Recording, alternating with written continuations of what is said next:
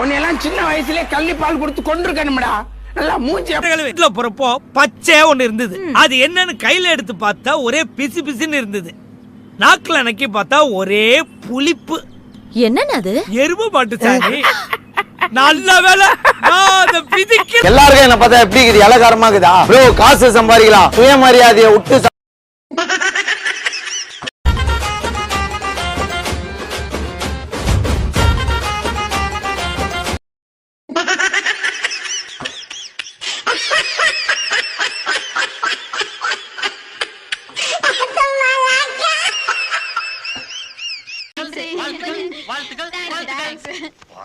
இவன் கை கொடுத்ததுக்கு இவ்வளவு சந்தோஷப்படுறீங்கள?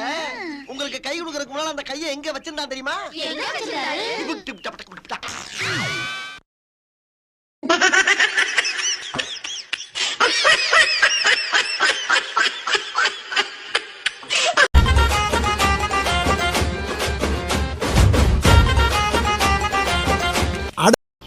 அது என்னமோ தெரியல.